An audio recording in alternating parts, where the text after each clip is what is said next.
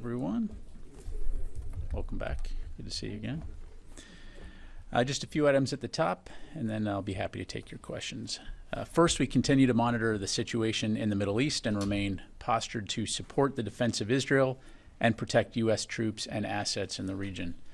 In two calls with his Israeli counterpart, Minister Gallant, this past weekend, Secretary Austin underscored the United States' ironclad resolve to support Israel's defense against threats from Iran and its regional partners and proxies. As many of you are tracking in support of this, the Secretary ordered our two carrier strike groups, the Theodore Roosevelt Carrier Strike Group and the Abraham Lincoln Carrier Strike Group, to remain in the region. As we have been from the start, we remain intently focused on de-escalating tensions in the Middle East while also remaining focused on securing a ceasefire as part of a hostage deal to bring all of the hostages home and to end the war in Gaza. Turning to the Red Sea, last week on August 21st, the MV Delta Sounion, a Greek-flagged, Greek-owned oil tanker carrying approximately 1 million barrels of crude oil, was attacked by Iranian-backed Houthi crude vessels. As reported by the Greek shipping ministry, the MV Delta Sounion was sailing from Iraq to Greece with a crew of 2 Russian and 23 Filipino sailors. The crew has since evacuated the ship with the assistance of a partner nation vessel. The MV Delta Sounion now sits immobilized in the Red Sea, where it is currently on fire and appears to be leaking oil, presenting both a navigational hazard and a potential environmental catastrophe. Although the Houthis have claimed that they're conducting these attacks in support of the Palestinian people, their actions prove to the contrary. In fact, these are simply reckless acts of terrorism which continue to destabilize global and regional commerce, put the lives of innocent civilian mariners at risk, and imperil the vibrant maritime ecosystem in the Red Sea and Gulf of Aden, the Houthis' own backyard. U.S. Central Command continues to actively monitor the situation and is coordinating with other maritime partners in the region to determine how best to assist the vessel and mitigate the potential environmental impact. Shifting gears, in a display of an enduring and robust defense partnership, the United States and the Indonesian National Armed Forces kicked off the 2024 Super Garuda Shield exercise yesterday with an opening ceremony at an Indonesian military base at Juanda Naval Air Base, Surabaya. Super Garuda Shield is the largest annual U.S.-Indonesian training exercise, and this year service members from the U.S., Indonesia, Australia, Canada, Japan, Singapore, and the United Kingdom will engage in various training opportunities, including airborne operations, amphibious operations, and interoperability information exchanges, as well as academic exchanges, professional development workshops, command and control exercises, and a joint field training exercise culminating in a live fire event. Sponsored by U.S. Army Pacific, the exercise will last through September 6 and involves around 3,000 combined armed forces, including approximately 1,800 U.S. personnel. It enhances interoperability through training and cultural exchanges, solidifying the U.S.-Indonesia Major Defense Partnership, and supporting a free and open Indo-Pacific. For more information on Super Garuda Shield, I'd refer you to U.S. Army Pacific.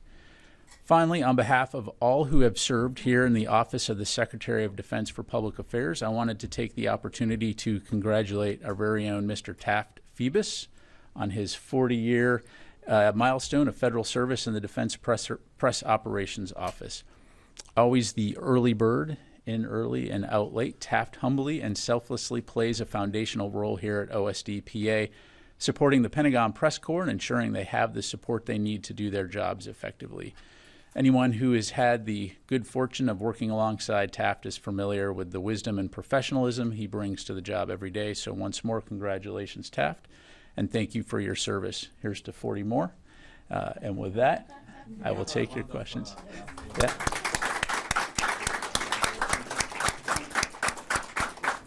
I know Taft also likes all the attention, so all right. All right, with that, we'll go to Associated Press first, who I believe is on the phone today. Lita. Thank you, Pat, and congratulations to Taft. He's a huge help, as always. I have a quick follow-up on the ship, and then I have a Ukraine question. On the ship in the Red Sea that's on fire, can I assume that what you're saying is that at this point, neither the U.S. nor any of the other allies have been able to do anything to stop the fire or to do something actual to address the ship's condition right now. Is that accurate? Yeah, thanks, Lita. As I highlighted, CENTCOM continues to monitor and assess the situation. We are aware of a third party that attempted to send 2 tugs to the vessel to help salvage, but they were warned away by the Houthis and threatened with being attacked, which again demonstrates their blatant disregard for not only human life, but also for the potential environmental catastrophe that this presents. So again, CENTCOM continues to monitor and look at, and assess the situation, and we'll keep you updated on that front. And then you said you had a question on Ukraine? Yes. Does Secretary Austin expect to meet with Minister Umarov this week? And can you provide any update on whether the U.S. has seen much movement by Russians out of other parts of Ukraine to go to Kursk? Thank you. In terms of the Secretary meeting with Minister Umarov, I don't have anything to announce. As you know, Secretary Austin regularly speaks with Minister Umarov, and so I would foresee them speaking again in the near future. But again, I don't have anything to provide from the podium today. In terms of Kursk, again, we continue to keep an eye on this. As we've said previously, we have seen the Russians divert some forces to the Kursk region. Largely, they have used forces that are already there, and as they put together a hasty defense, but nothing large scale that I've seen at this point. But again, I'd refer you to the Russians to talk more about their operations, and I'll just leave it there. Jennifer. General Ryder, the U.S. doesn't have any naval warships in the Red Sea right now. Do you think that if there had been the USS Cole or other destroyers or an aircraft carrier in the Red Sea, that they could have prevented this Houthi attack on this vessel that's now on fire?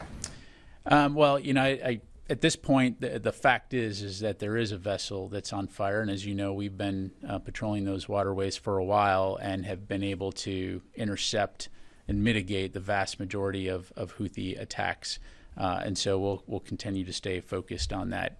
But the reality is, right now we have this situation, and so again, CENTCOM will continue to assess. We'll keep you updated on any potential involvement there. And how long do you expect that there won't be an aircraft carrier strike group in the Indo-Pacific?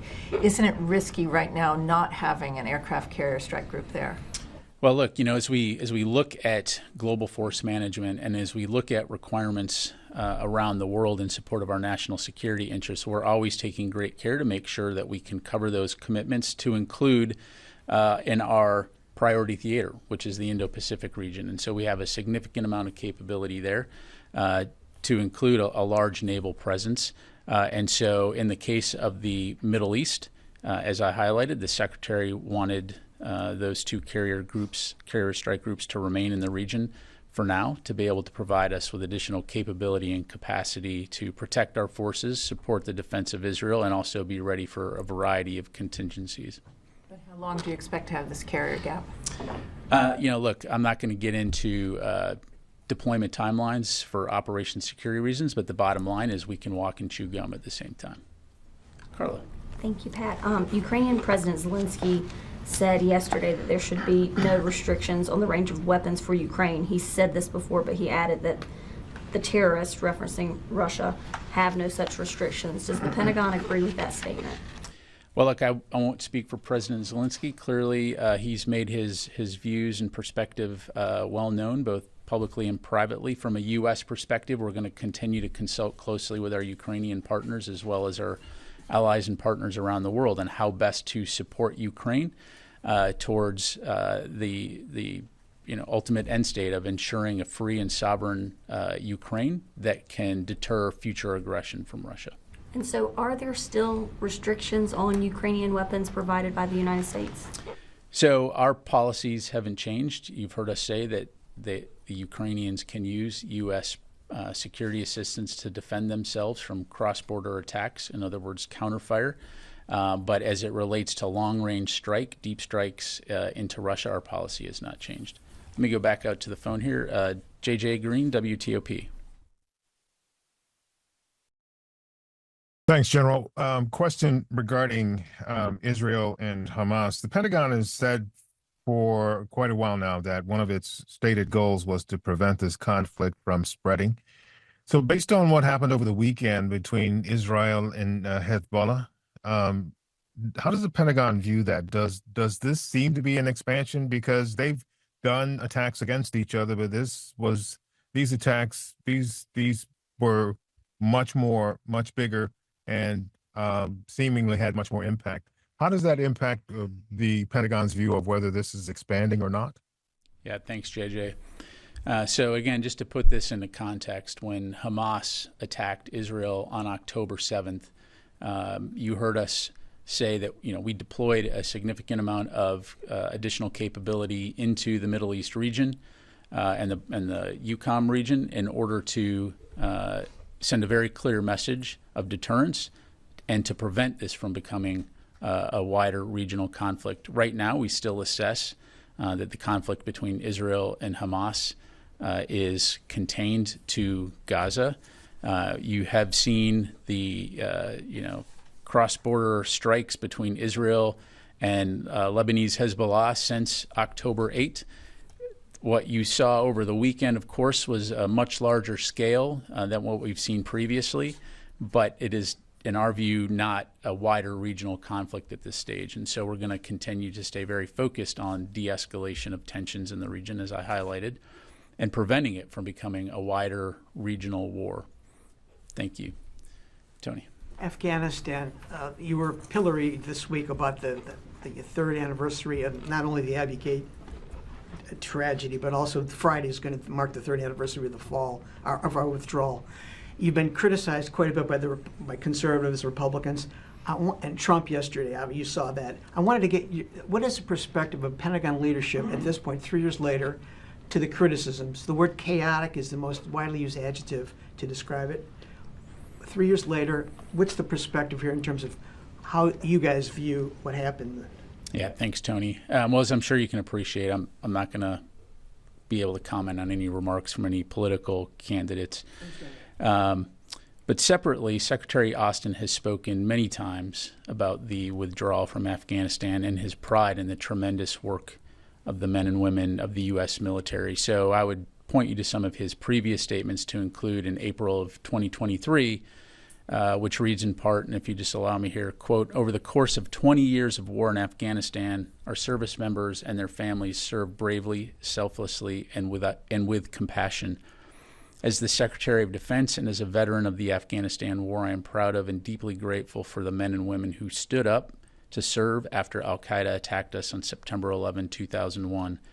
We remember the 2,461 American service members and personnel who made the ultimate sacrifice in this war. Even on the hardest days, including August 26, 2021, when we tragically lost 13 of our finest, our force performed admirably under incredibly challenging conditions," end quote. And in regards to the withdrawal, he's also underscored that no other military in the world could have accomplished what we and our allies and partners did in such a short time span, and that this is a testament not only to our forces' capabilities and courage, but also to our relationships and the capabilities of our allies and partners. Hunting down the perpetrators, the enablers of the Abbey Gate attack. Chris Meyer, your commando chief, talked to reporters on Friday, and he talked a little bit about how the network was degraded. But from the podium, can you give a feel for that? President Biden said at the time, "We will hunt you down." So what's the status of the hunt today? Yeah. Well, as Assistant Secretary of Defense Meyer highlighted, we are laser focused on defending our citizens from terrorist threats that could emanate from Central Asia or anywhere else around the globe. We know that we can't turn a blind eye to the threats from organizations such as ISIS-K, and that we must keep a relentless focus on counterterrorism, and we're doing that. We have and continue to invest in and deploy modern capabilities to keep Americans safe. We're working closely with the intelligence community, as well as to deepen our cooperation with allies and partners to address evolving threats. I know that Mr. Mayor addressed this as well in terms of how we've been able to foil plots and disrupt terrorist networks, to include ISIS-K, by sharing information and intelligence and enabling allied and partner nations to be the ones conducting arrests or taking actions. And you've seen that demonstrated here recently with some high-profile news coverage of a foiled terrorist plot in Europe, for example. But we've also demonstrated our ability to reach anywhere in the world when there is a threat, including in Central Asia or in the Middle East. We've shown that we will not hesitate to take action to keep America safe, as evidenced by CENTCOM's recent strike in Syria, which killed the senior leader of an al-Qaeda-associated group. Thank you very much. Janie. Thank you, General. Two questions. North Korean Kim Jong-un announced that it would fully deploy suicide drones for the war. What concerns does the United States have about this? And what is the U.S.'s response to North Korea's asymmetric power? To its, I'm sorry, Janie, to its what?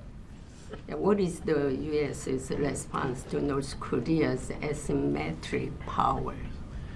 On your first question, I've seen the press reporting. Certainly, it's something that we're keeping an eye on. I do find it interesting that everywhere else it's known as one-way attack drone, but for some reason, when North Korea says it, it's suicide drone. Interesting. But we clearly want to take that threat seriously, and it's something that we'll keep an eye on. I know that our South Korean allies are also keeping an eye on it and monitoring that. And I'll just conclude by saying that we will continue to consult closely with the ROK and Japan and other partners and allies in the region to ensure that our collective defense remains strong. In terms of North Korea and its capabilities, look, they have a long history here of destabilizing rhetoric and activities. Again, our focus in the region is defensive in nature, and I'm working with allies and partners to promote regional security and stability and to be prepared for any threats that North Korea poses or presents. Obviously don't want conflict with North Korea, and we continue to call for diplomatic communication, but so far they've not been willing to take that olive branch. Can you predict the possibility that suicide drones mass produced with tactical support from Russia and Iran will be used on the battlefield of Ukraine and the Middle East? Yeah, I don't have anything on that, nor do I want to predict. So thank you. Yes, ma'am. Thank you, sir. Nazira Karimi, Afghan journalist. As he said something about Afghanistan, Afghan people are also concerned about Daesh activity. Based of your opinion, Daesh get increased in Afghanistan, and Taliban concerned about their activity too. And what is the difference between Taliban and Daesh? How much time do you have? Look, first of all, as you well know, the Taliban currently is the government in Afghanistan, and I'll use that term loosely. And so as the so-called ruling entity in there, clearly there is a difference between that, ISIS-K, but there are many other terror groups that are resident right now in Afghanistan. So we're continuing to keep an eye on that region writ large. Ultimately, at the end of the day, our focus continues to be, broadly speaking, on working with allies and partners throughout the world, and to include Central Asia, as I highlighted, on promoting regional security and stability and safeguarding U.S. national security interests, to include the counterterrorism efforts and non-proliferation. So just leave it there. Thank you very much. Fadi. Thank you, General. The U.S. provided intelligence and ISR support to Israel in order to deal with the attack from Hezbollah. What is your assessment of that attack, and do you think it failed or succeeded in achieving some of the goals that were declared by Hezbollah leader Hassan Nasrallah? Yeah, thanks for the question. I'm going to refrain from putting a label on it, and just, it was a large-scale attack. The Lebanese Hezbollah had essentially previewed that they intended to retaliate, and by all accounts, they did. And so, Israel was well prepared to respond and defend themselves. But I'll let the leaders from each of those, from Israel and Lebanese Hezbollah, speak to the nature of that. From a U.S. standpoint, we were very focused, again, on supporting the defense of Israel, as well as ensuring that this did not escalate into a wider regional conflict, and that continues to be our focus. And on the threats from Iran to retaliate against Israel, do you see Iran still poised to attack Israel, or in light of the weekend events between Hezbollah and Israel, there's been some changes in what you observe vis-a-vis Iran? I'm not going to go into intelligence, but again, as I've said previously, Iran has made those threats and has said that they intend to retaliate, and so we have to take that very seriously. And so we will continue to remain postured, and we are well postured to be able to support the defenses of Israel as well as protect our own forces. Thank you. Noah. Admiral Paparo said recently that the U.S. could escort Filipino vessels during resupply missions, that this would be within the bounds of the Mutual Defense Treaty. I wanted to know if that's consistent with the Secretary's thinking. Yeah, thanks, Noah. What I would say is the Philippines remains the lead for its own operations in the South China Sea, and we continue to provide significant advisory support in addition to our efforts to help modernize the Philippine military. And so as allies, we continue to stand with the Philippines, given especially the PRC has consistently prevented them from executing lawful maritime operations in the South China Sea. And so our commitment to that alliance is ironclad. As you know, our governments have close continual consultation, so any military support would be at the request of the government of the Philippines. And in that light, Admiral Paparo simply called it an option within the context of consultations. So you're saying that if they requested such military support, that could be on the table for consultation, that wouldn't be an immediate closed door? Well, again, without getting into hypotheticals, I think as allies, it would require require consultation between our two nations. Thank you. Courtney, you're sitting way in the back there today. Yeah. All right. Several Russian officials have spoken out recently about the U.S. being involved in the Kursk incursion. The deputy foreign minister said consequences for the United States could be much harsher than those they are already experiencing. They know where and in what areas we are reacting in practical terms. What is that? I guess, what are the areas that they are reacting that the U.S. knows about? And I guess, do you have any comment to their Lavrov also spoke out saying that the U.S. is complicit in this Kursk incursion? So truth in advertising, I'm not a Kremlinologist, so I'm not going to pretend to be able to translate for Russian bureaucraties. What I will say is that, as we've said previously, we did not have advance notification of Ukraine's intent and operations to go into Kursk. Certainly, again, you've heard President Zelensky say that their efforts there are to create a buffer zone, and so we continue to have conversations with them about what that means, but more broadly speaking, how the U.S. can support Ukraine's efforts to preserve its sovereignty and deter future Russian aggression. But specifically on this allegation that the U.S. knows that the consequences are going to be harsher than previously. Have you seen any indications of consequences against the United States? I don't know what that means. Again, we're not at war with Russia. We're not seeking conflict with Russia. We are simply supporting a democratic nation who was invaded 2.5 years ago and enabling them to protect themselves. Thank you. Last question. Yes, sir. The Iranian commander of RGC says Iran with Islamic resistance in Iraq and elsewhere will take retaliation. But how does the Pentagon see the involvement of proxies in Iraq in the existing war between Israel and Hamas?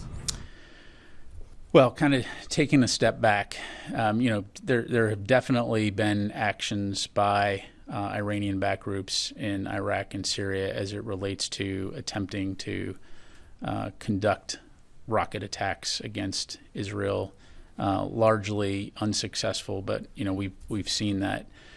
We've also seen those groups attack U.S. forces that are in Iraq and Syria in support of the enduring defeat of ISIS mission. So, you know, what they may do in the future, I can't predict.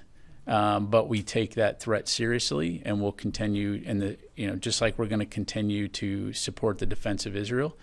We will stay very focused on ensuring that our forces are protected as well, and we won't tolerate any attacks against our forces. And to purposely belabor the point, if we are threatened or attacked, we will always respond in a time and manner of our choosing. Thank you. Thank you very much, everybody. Last one. Yeah.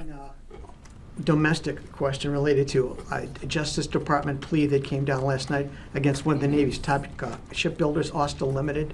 They pleaded guilty to product substitution and fraud, accounting fraud. What steps is the DoD General Counsel taking with the Navy to review whether they are a responsible contractor to keep getting federal contracts or face debarment? Yeah, thanks, Tony. We've seen the press reporting on it. However, I'm going to have to refer you to the Department of Justice for details, and then to the Navy for any action that they're undertaking as a result. I just don't have any more to provide. You don't have any more? Okay. Can you also check on the status of the Boeing review you were asked about like a month and a half ago in terms of their plea? I know you guys said at the time there's a review of what steps Boeing is taking to be a responsible contractor. Can you take that as a question in terms of the status of the... I'll take the question. I don't know that we'll have much more to provide, but I'll take that question. Okay, thanks. Oh, Louis, seriously. You walk in like last minute. All right. Only because it's ABC, Louis Martinez. Thank you. And congratulations to Taft. Oh, yeah. Okay. Taft was on time, but right. Just saying. Going back to the JLOTs, it was announced last week, I think, that that last cargo shipment had left Cyprus. Is there an update? Has it been offloaded? What's happened since? So what I'm tracking, Louis, is that essentially the ship is in the queue, waiting for its turn to dock in Ashdod and unload its contents. But as of right now, still at sea. But that's the latest update I have. Okay. Thank you. Thanks very much, everybody. Appreciate it.